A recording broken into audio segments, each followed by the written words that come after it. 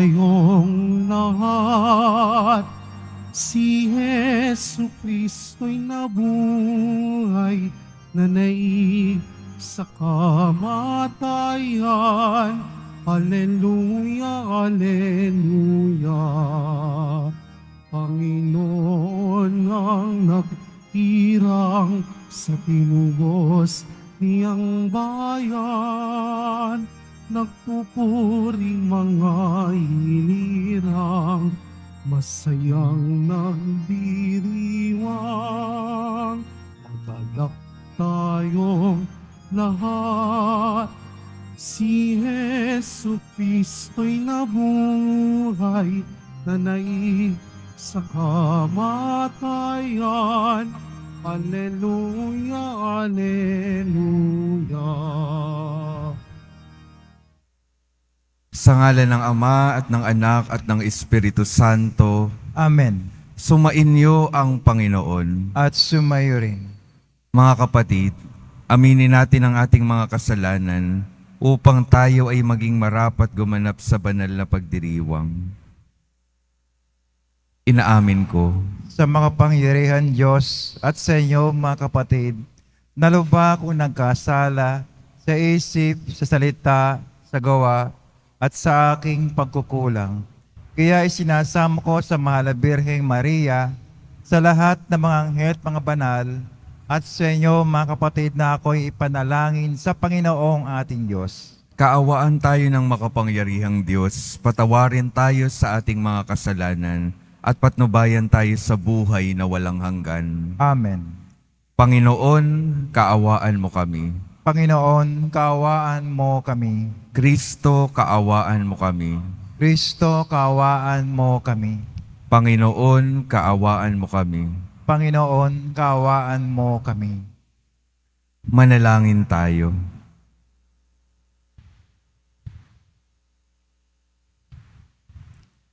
Ama naming makapangyarihan, kami naway maging lalong masigasig sa pagdiriwang ngayon sa iyong pag-ibig, sapagkat sa panahong ito ng pagkabuhay, higit naming nalalaman na ang mga hinango mo sa dilim ng kasalanan ay katibayan ng iyong pagkamaaasahan sa pamamagitan ni Jesucristo, kasama ng Espiritu Santo, magpasawalang hanggan. Amen. Magsiupo muna lahat. Pagbasa mula sa mga gawa ng mga apostol. Noong mga araw na iyon, si Felipe ay inutusan ng isang anghel ng Panginoon. Pumunta kaagad sa timog sa daan patungong Gaza mula sa Jerusalem. Ito'y ilang. Kaya't naparoon si Felipe. Sa darating naman ng isang Etiopeng eunuko. Siya ang tagapamahala ng lahat ng kayamanan ng Candace o reyna ng Ethiopia. Nagpunta siya sa Jerusalem at sumamba sa Diyos. Siya'y pauwi na noon, nakasakay sa kanyang karwahe at nagbabasa ng aklat ni Propeta Isaías. Sabayan mo ang sasakyang iyan, sabi ng Espiritu kay Felipe. Patakbong lumapit si Felipe at narinig niyang binabasa ng eunuko ang aklat ni Propeta Isaías. Kaya't tinanong niya ang eunuko, "Nauunawaan po ba ninyo ang inyong binabasa? Paano kung mauunawaan ito kung walang magpapaliwanag sa akin?" Sagot nito. At si Felipe inanyayahan niyang sumakay sa karwahe at umupo sa tabi niya. Ito ang bahagi ng kasulatang binabasa niya. Kung paanong walang imik ang tupa na dinadala sa patayan o ang kordero sa harapan ng manggugupit, gayon din naman, hindi siya nagbuka ng kanyang bibig. Siya'y hinamak at pinagkaitan ng katarungan. Walang maitatala tungkol sa kanyang mga inapo sapagkat kinitil dito sa lupa ang kanyang buhay. Sabihin mo nga sa akin, wika ng eunuko kay Felipe, sino ba ang tinutukoy dito ng propeta? Sarili ba niya o iba? Buhat sa kasulatang ito'y isinalaysay ni Felipe ang mabuting balita tungkol kay Jesus. Nagpatuloy sila sa paglalakbay at dumating sa isang lugar na may tubig. May tubig dito, sabi ng eunuko. Ako ba'y hindi pa maaring binyagan? Sinabi sa kanya ni Felipe, maaari kung sumasampalataya ka ng buong puso. Sumagot siya, sumasampalataya ako na si Hesukristo ang anak ng Diyos. Pinatigil ng eunuko ang karuwahe. Lumusong silang dalawa sa tubig at bininyagan siya ni Felipe. Pagkaahon nila sa tubig, si Felipe kinuha ng Espiritu ng Panginoon. Hindi na siya nakita ng eunuko na nagpatuloy naman sa kanyang paglalakbay na tuwang-tuwa. Namalaya na lamang ni Felipe na siya'y nasa Azoto. Mula roon, ipinangaral niya ang mabuting balita tungkol kay Jesus sa lahat ng bayang dinaraanan niya hanggang sa marating ang Cesarea. Ang Salita ng Diyos. Salamat sa Diyos. Sangkalupaang nilalang, galak sa pooy isigaw. Sang kalupaang nilalang, galak sa pooy isigaw. Ang lahat ng bansay magpuri sa Diyos. Inyong iparinig papuring malugod. Iningatan niya tayong pawang buhay. Di tayo bumagsak, di niya pinayaan. Sang kalupaang nilalang, galak sa pooy isigaw. Lapit at makinig ang nagpaparangal sa Diyos. At sa inyo'y aking isasaysay ang kanyang ginawang mga kabutihan. Noong ako'y balisa, ako ay dumaing. Dumaing sa Diyos na dapat purihin. Handa kong purihin ng mga awitin. Sang kalupaang nilalang, galak sa pooy isigaw. Purihin ang Diyos, siya'y papurihan. Yamang ang daing ko'y kanyang pinakinggan. At ang pag-ibig niya ay aking kinamtan. Sang kalupaang nilalang, galak sa pooy isigaw. Tumayo na po ang lahat.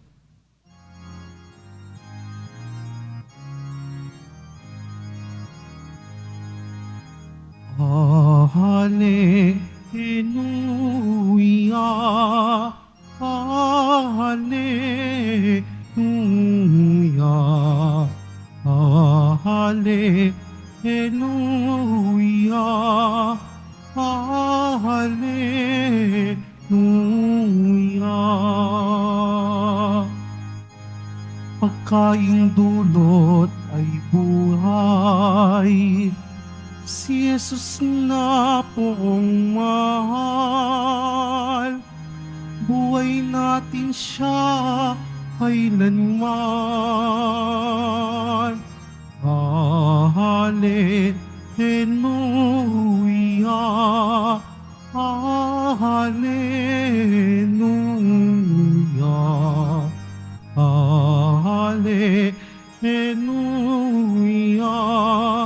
Hallelujah.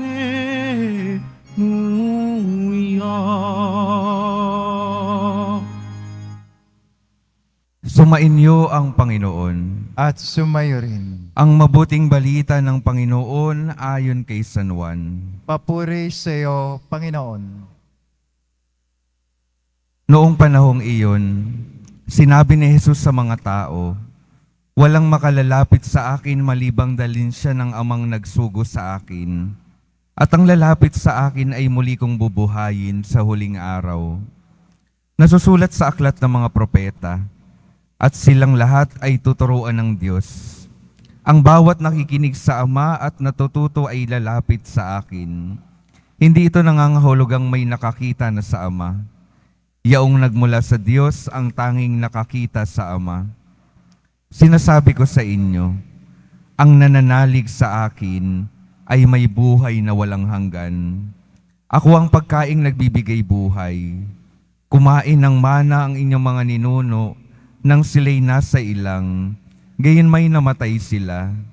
Ngunit ang sino mang kumain ng pagkaing bumaba mula sa langit ay hindi mamamatay. Ako ang pagkaing nagbibigay buhay na bumaba mula sa langit. Mabubuhay magpakailanman ang sino mang kumain nito, at ang pagkaing ibibigay ko sa ikabubuhay ng sanlibutan ay ang aking laman. Ang mabuting balita ng Panginoon. Pinupuri ka namin, Panginoong Jesucristo. Magsiyo po muna lang. Magandang umaga po sa inyo mga minamahal kong mga kapatid na naririto at kasama natin online. Good morning po. Pakingitian naman po yung mga katabi ninyo, pakisabi magandang umaga. Pakicheck po kung buhay pa.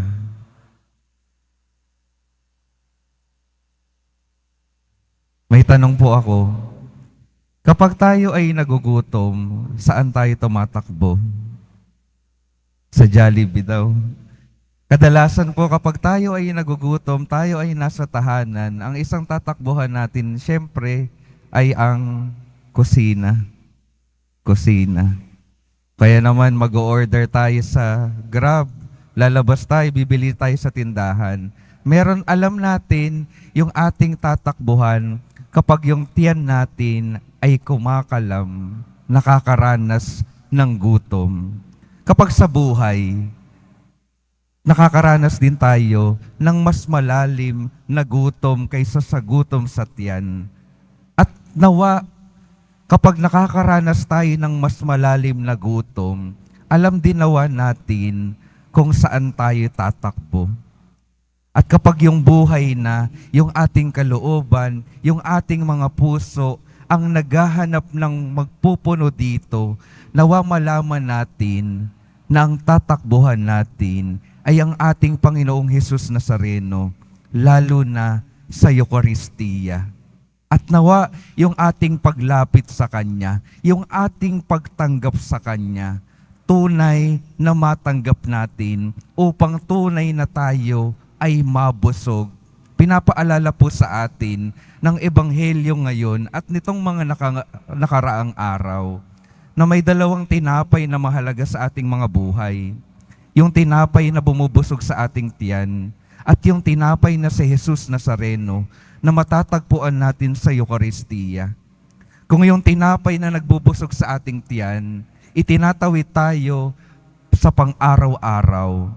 Yung tinapay ng ating Panginoong Hesus Nazareno, yung tinapay ng kanyang buhay, yun naman yung magtatawid sa atin mula dito sa buhay na ito, patungo sa buhay na walang hanggan. Kaya napakahalaga ng Eucharistia para sa ating lahat. Dahil hindi lang ito tutulong sa atin sa pang-araw-araw. Ito yung magiging paraan natin para makatawid tayo patungo sa buhay na walang hanggan. Kaya nawa, kung paano tayo naghahanap ng pagkaing makakapagpunan ng ating mga gutom, ganon din nawa natin hanapin yung ating Panginoon sa Eucharistia sa bawat araw ng ating mga buhay. Dahil yung kanyang laman, yung kanyang ibinibigay na buhay, napakahalaga para sa atin dito sa mundong ito, patungo sa kabilang mundo. Meron po akong kwento. Nung nasa ibang parokya pa po ako, merong isang beses, patapos ang isang misa, meron pong lumapit sa akin. Hindi pa po ako pari noon. Ang sabi niya, "Brother, galing ako sa kulungan." Medyo natakot po ako. Tapos bigla siyang nagkwento, sabi niya, "Alam niyo po, brother, matapos kong makalaya sa kulungan, ang una ko po talagang pinuntahan ay ang simbahan na ito. Humihingi po ako ng pasasalamat sa Diyos. Humihingi din ako ng lakas sa Diyos. At patuloy ko pong nararanasan sa pamamagitan ng pagdalo sa Eucharistia. Kaya paulit-ulit po akong bumabalik, lalo na sa mga panahon na nahihirapan po ako, ngayong nakalaya na po ako. Bakit daw siya nahihirapan? Kasi yung tingin ng ibang tao sa kanya ay mababa pa rin. Tingin ng ibang tao sa kanya ay masama pa rin. Kaya ang paulit-ulit niyang binabalikan para kumuha ng lakas at ng pag-asa ay yung ating Panginoon sa pamamagitan ng pagmimisa. Isa pa pong kwento, alam niyo po, tuwing Webes ng umaga, ang ating parokya, ang Quiapo Church, ay nagpapakain sa mga kapatid nating nakatira sa lansangan. Bukod sa pagbibigay ng pagkain na makakapagbusog sa kanilang tiyan, nagbabahagi rin tayo ng tungkol sa pananampalataya sa kanila.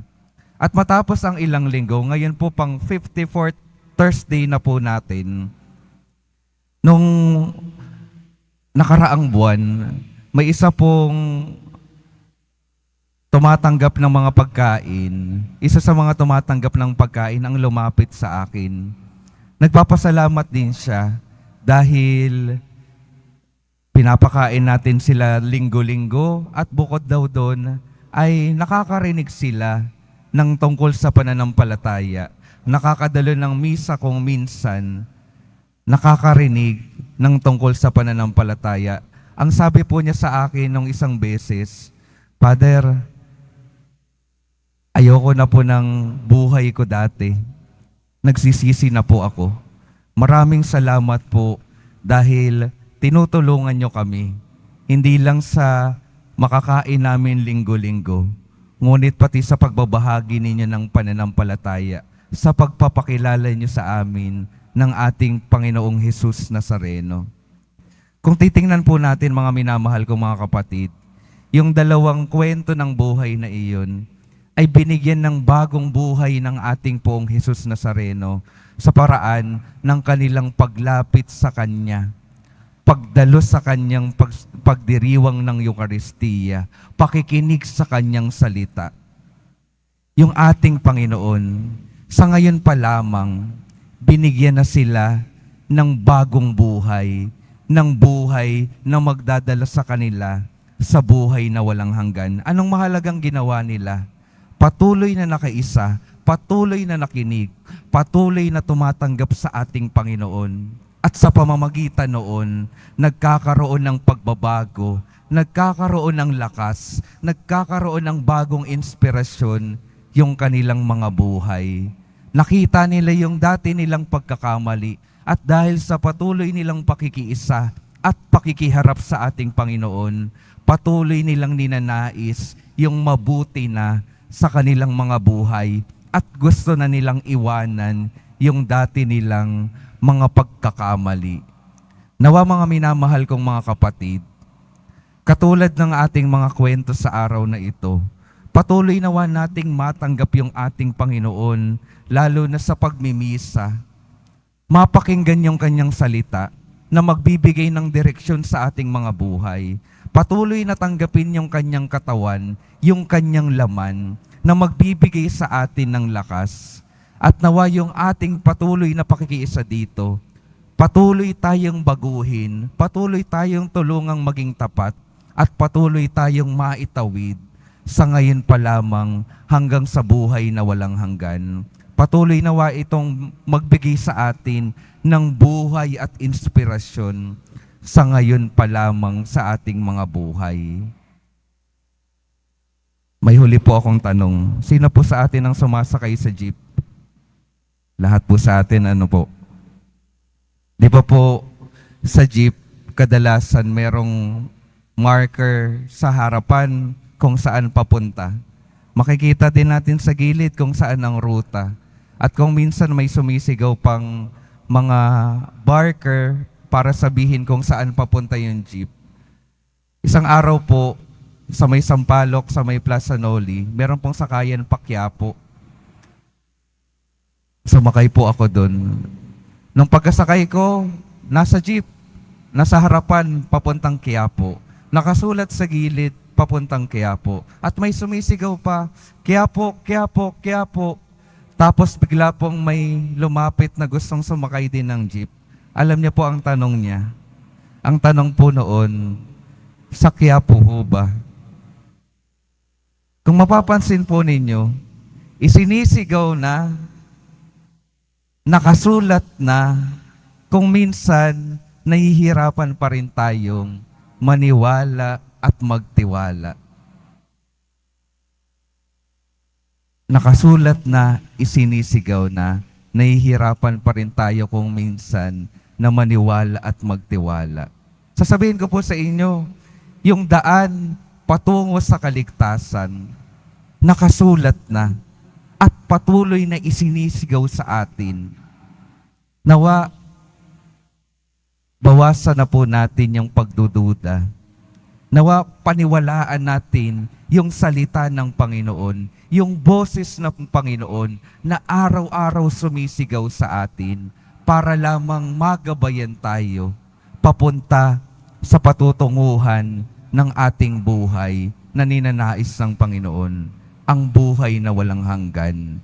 Mga minamahal kong mga kapatid, ang patuloy pong paanyaya sa atin, pagbubukas ng sarili, pagtitiwala sa mga salita ng ating Panginoon, pagtanggap sa Kanyang laman na ating matatagpuan sa Eucharistia. Ito pong mga bagay na ito, ang mga paraan para tayo ay magkaroon ng mas magandang buhay sa ngayon pa lamang. At ito po yung paraan para yung buhay natin mula dito sa mundong ito ay tunay na maitawid patungo sa buhay na walang hanggan. Amen. Tumayo na po ang lahat.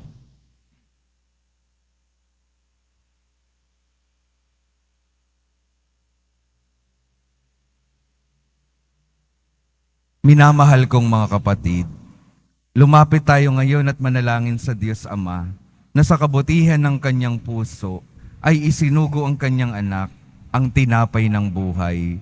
Sa bawat panalangin ng ating sasabihin, Ama, turuan mo kami sa pamamagitan ng iyong anak. Ama, turuan mo kami sa pamamagitan ng iyong anak. Ang bayan ng Diyos na pinalakas ng Eucharistia, naway magkaisang mamuhay sa pananampalataya at pag-ibig, manalangin tayo. Ama, turuan mo kami sa pamamagitan ng iyong anak. Sa pagtanggap natin sa Eucharistia na may pagpapahalaga, naway palalimin natin ang pag-ibig sa isa't isa, manalangin tayo. Ama, turuan mo kami sa pamamagitan ng iyong anak. Tayo naway hindi magkulang sa pagbabahagi ng mga biyaya sa mga nangangailangan at sa gayon ay makatulad tayo ni Kristo na nag-alay ng sarili, manalangin tayo. Ama, turuan mo kami sa pamamagitan ng iyong anak. Ang mga may karamdaman sa katawan at pag-iisip, naway palakasin ang kanilang pagtanggap sa katawan at dugo ni Kristo sa Eucharistia, manalangin tayo. Ama, turuan mo kami sa pamamagitan ng iyong anak. Ang mga yumao, naway makahapahagi sa ipinangakong piging sa langit ng Panginoon, manalangin tayo. Ama, turuan mo kami sa pamamagitan ng iyong anak. Ama naming makapangyarihan, patnubayan mo kami sa aming paglalakbay at tulungan kaming lumakad sa daan ng iyong anak na si Jesus na siyang tinapay ng buhay. Hinihiling namin ito sa pamamagitan ni Kristo na aming Panginoon. Amen. Magsiyo po muna lahat. Pinupuri kita, Poon, sapagkat ako'y iniligtas. Mga kaaway di makuwang matuwa mula sa libingan. Tanggapin mo, O Panginoon, ang alay ng bayang nagdiriwang. Punan mong bigay ang alak at tinapay, handog ng pagkabuhay.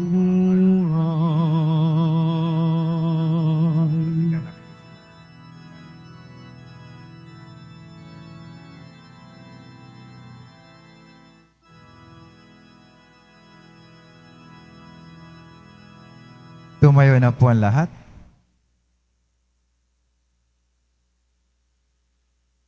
Manalangin Manalangin kayo mga kapatid upang ang paghahain natin ay kalugdan ng Diyos Amang makapangyarihan. Tanggapin nawa ng Panginoon itong paghahain sa iyong mga kamay, sa kapurinya at karangalan, sa ating kapakinabangan at sa buong sambayan niyang banal. Ama naming lumikha, sa paghahain ng banal na pagpapalitan ng iyong mga kaloob at ng aming alay, kami pinapagsasalo mo sa iyong buhay na namumukod tangi at walang kapantay. Ipagkaloob mong ang aming pakikinabang sa iyong pakikisamang aming maaasahan ay siya ring umiral sa aming pamumuhay araw-araw sa pamamagitan ni Hesukristo kasama ng Espiritu Santo magpasawalang hanggan. Amen. Sumainyo ang Panginoon. At sumayo rin. Itaas sa Diyos ang inyong puso at diwa. Tinaas na namin sa Panginoon. Pasalamatan natin ang Panginoong ating Diyos. Marapat na siya ay pasalamatan. Ama naming makapangyarihan, tunay ngang marapat na ikaw ay aming pasalamatan. Ngayong ipinagdiriwang ang paghahain ng Mesiyas, ang maamong tupa na tumubos sa aming lahat. Naghahaing walang humpay, ang anak mong minamahal, upang magkasalo-salo ang tanan. Sa piging ng iyong buhay, hindi na mamamatay ang inihain sa krus. Ang sa krus ipinakoy, buhay lagi bilang handog. Kaya kaisa ng mga anghel na nagsisiawit ng papuri sa iyo, nang walang humpay sa kalangitan, kami nagbubunyi sa iyong kadakilaan. Santo, Santo, Santo, Panginoon Diyos na mga hukbo, napupuno ang langit at lupa ng kadakilaan mo, Hosana sa kaitaasan. Pinagpala na paririto sa ngalan ng Panginoon, Hosana sa kaitaasan. Magsilod po ang lahat. Ama naming banal, ikaw ang bukal ng tanang kabanalan. Kaya't sa pamamagitan ng iyong Espiritu, gawin mong banal ang kaloob na ito upang para sa amin maging katawan at dugo ng aming Panginoong Hesukristo. Bago niya pinagtiis ang kusang loob na maging handog, hinawakan niya ang tinapay, pinasalamatan kanya, pinaghati-hati niya iyon, iniabot sa kanyang mga alagad at sinabi, "Tanggapin ninyong lahat ito at kanin. Ito ang aking katawan na ihahandog para sa inyo."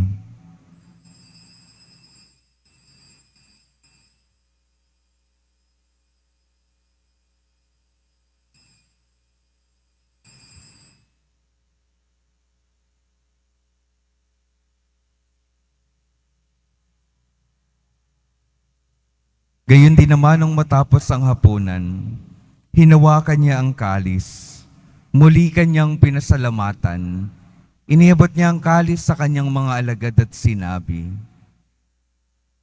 "Tanggapin ninyong lahat ito at inumin.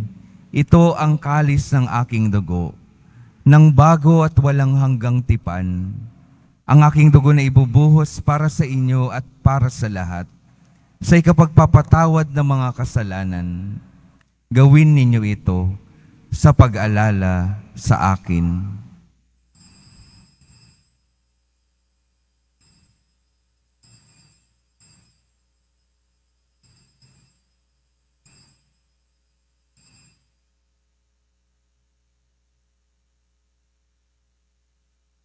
Tumayo na po ang lahat. Ipagbunyi natin ang misteryo ng pananampalataya. Si Kristo'y namatay, si Kristo'y nabuhay, si Kristo'y babalik sa wakas ng panahon. Ama, ginagawa namin ngayon ang pag-alala sa pagkamatay at muling pagkabuhay ng iyong anak. Kaya't iniaalay namin sa iyo ang tinapay na nagbibigay buhay at ang kalis na nagkakaloob ng kaligtasan. Kami nagpapasalamat dahil kami iyong minarapat na tumayo sa harap mo para maglingkod sa iyo. Isinasamo namin kaming magsasalo-salo sa katawan at dugo ni Kristo ay mabuklod sa pagkakaisa sa pamamagitan ng Espiritu Santo. Ama, lingapin mo ang iyong simbahang laganap sa buong daigdig. Puspusin mo kami sa pag-ibig kaysa ni Francisco na aming Papa at ni Jose na aming Obispo at ng Tanang Kaparian. Alalahanin mo rin ang mga kapatid naming nahimlay nang may pag-asang sila'y muling mabubuhay, gayon din ang lahat ng mga pumanaw. Kaawaan mo sila at patuloyin sa iyong kaliwanagan.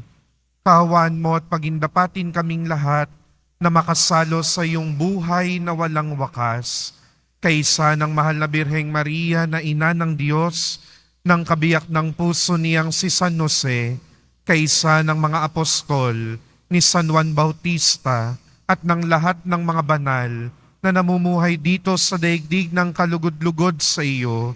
May pagdiwang nawa namin ang pagpupuri sa ikararangal mo sa pamagitan ng iyong anak na aming Panginoong Hesu Kristo.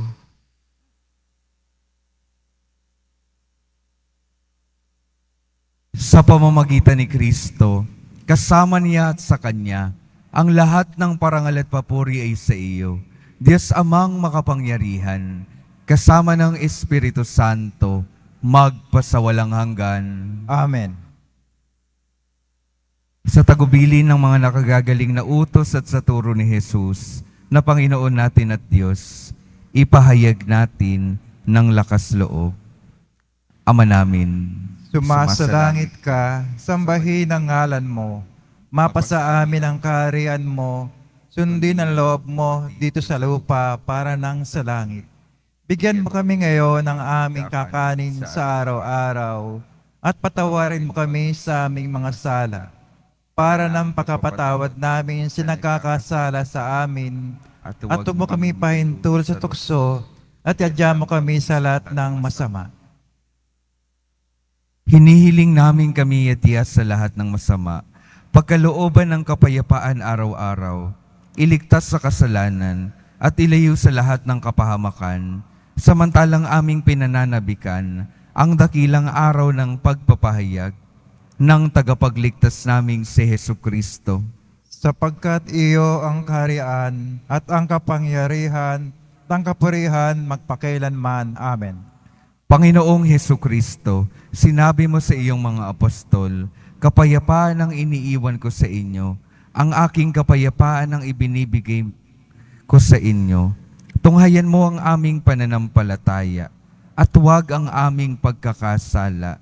Pagkalooban mo kami ng kapayapaan at pagkakaisa ayon sa iyong kalooban, kasama ng Espiritu Santo, magpasawalang hanggan. Amen. Ang kapayapaan ng Panginoon ay laging sumainyo. At sumayo rin. Magbigayan kayo ng kapayapaan sa isa't isa.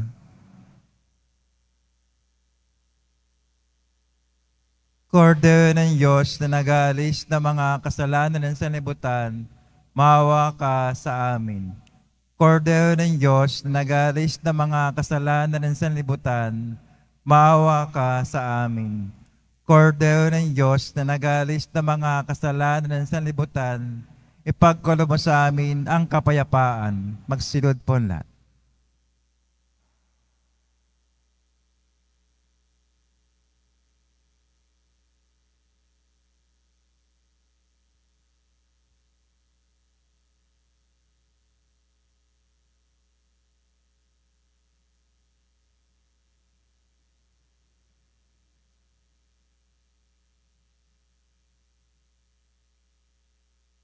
Ito ang kordero ng Diyos. Ito ang nag-aalis ang kasalanan ng sanlibutan.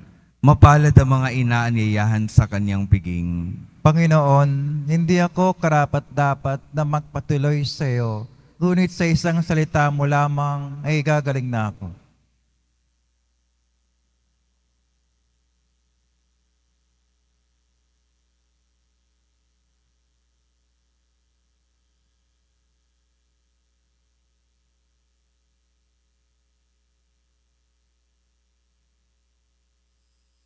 Para sa lahat ng tatanggap ng banal na komunyon, sasagot po tayo ng amen pagkasabi ng pare o ng lay minister ng katawan ng Kristo at isubog at sa bibig bago umalis sa harapan ng pare o lay minister. Sumunod po tayo.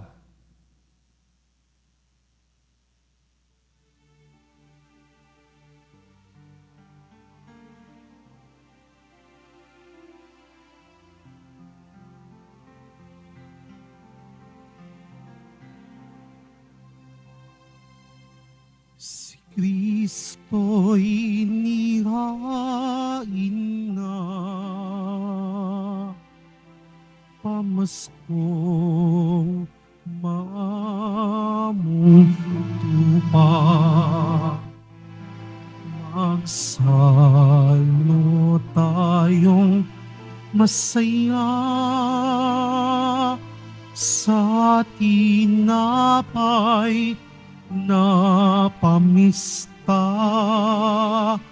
bago't wagas. Hallelujah.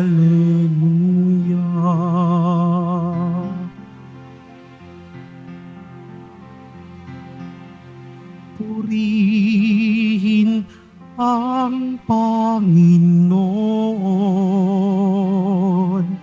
sa Kanyang kabutihan. Pag-ibig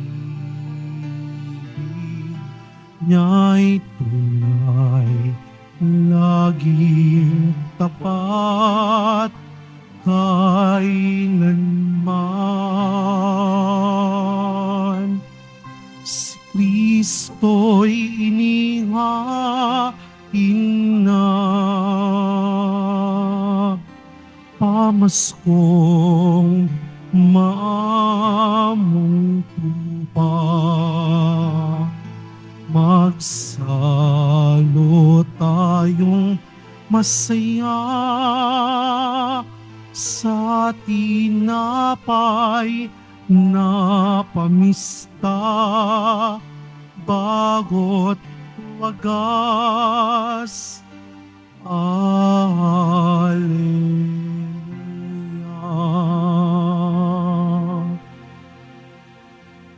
Manalangin tayo.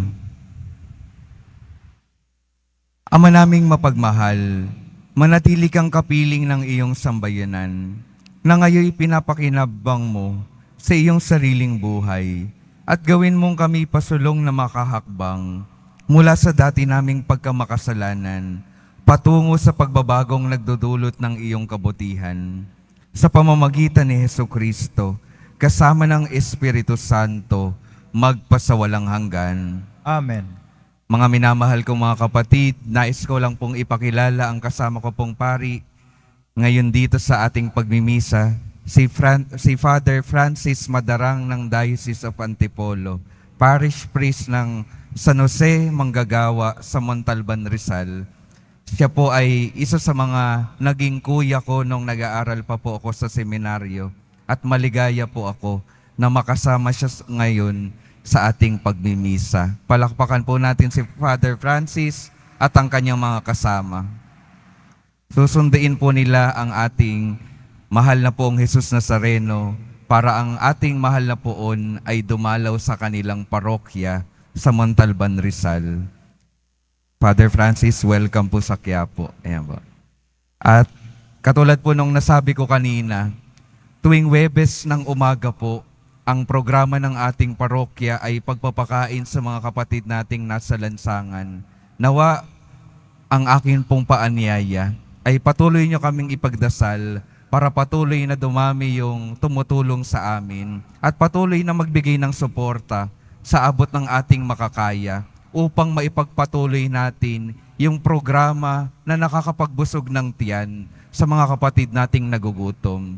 Hindi lang ng tiyan, pati ng buhay pananampalataya. At nawa yung ating buhay din sa pananampalataya ay patuloy na mapalago, mapalalim ng ating patuloy na pakikiisa sa Eucharistia, sa pag-aalay ng Diyos, ng Jesus Nazareno, ng kanyang buhay sa bawat isa sa atin. Sumainyo ang Panginoon. At sumayo rin. Mahal na poong Jesus Nazareno, inihayag mo sa pamamagitan ng krus ang walang maliw na pag-ibig ng Diyos sa sangkatauhan.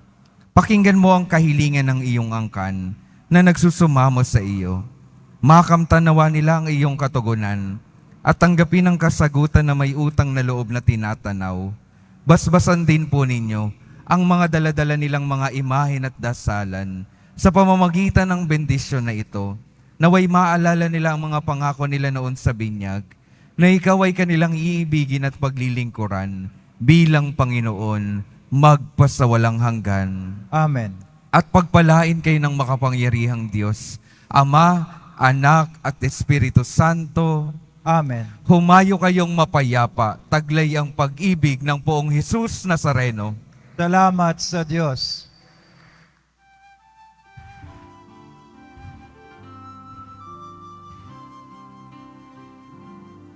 Nuestro Padre Jesus Nazareno, sinasamba ka namin. Pinipinto ka namin. Paral mo ang aming buhay at kaligtasan. Nuestro Padre Jesus Nazareno, iligtas mo kami sa kasalanan. Ang krus mong kinamatayan ay sagisag ng aming kaligtasan. Nuestro Padre Jesus Nazareno, dinarangal ka namin. Nuestro Padre Jesus Nazareno, inulwalhati ka namin. Nuestro Padre Jesus Nazareno, dinarangal ka namin. Nuestro Padre Jesus Nazareno,